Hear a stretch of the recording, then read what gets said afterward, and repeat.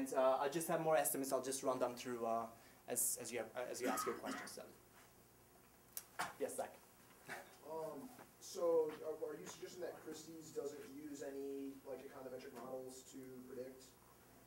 Like, because what you were just saying is they not necessarily. I mean, they do have. I mean, what they do is they have specialists who do who look at the market from the previous periods, and they tend to look at other.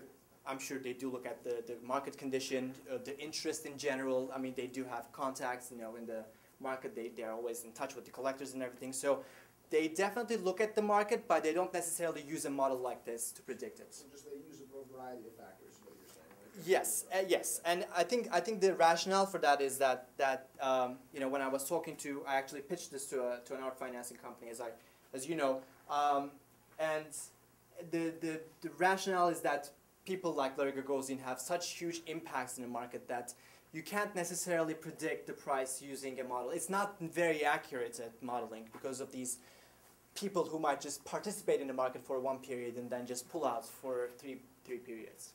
Yeah. I mean, I don't know if it's going to mess up this is really impressive. What's going on? I'm kind of interested to see how many more you get. You're on the mark for. But would you mind just going back really quickly to the slide that had the painting prices and non-painting prices over time? It's like the J curve type thing. Yes. So I did some analyses over the summer in my internship that looked at investors who were limited partners with private equity firms who would definitely be in the category of people who would buy contemporary art. Yeah.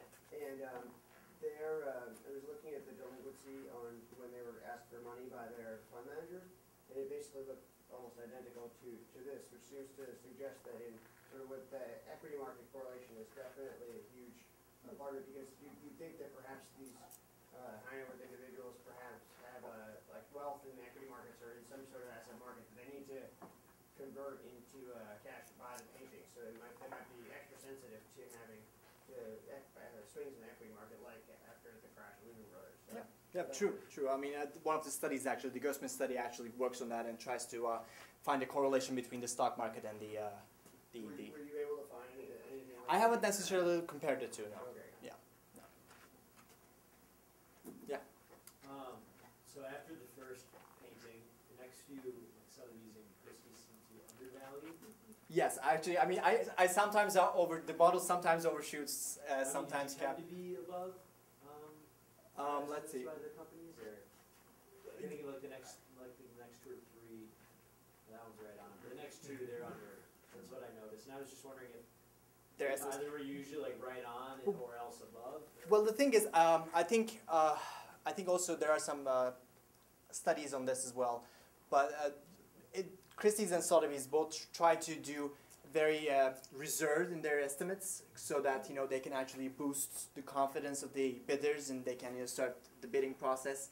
The problem is if they actually put up a high estimate, generally the reserve prices, the lowest price that the piece can sell for, is set as a percentage of the lower estimate. And if they tend to put high estimates, obviously the reserve price is higher. And if it doesn't sell, it's a loss for Christie's and Sotheby's. So they tend to be lower than what they see this piece is going to sell for. There's no negative consequence for Sotheby's for this piece, for instance. If it's sold for $5 million, Sotheby's would, So they can move their inventory at the same time as incentivizing investors to give them money. Like, let's say this painting that Sotheby's put up $12 million, I might not even be willing to bid on it. Piece. Perhaps, exactly. I don't even want to go anywhere. Exactly.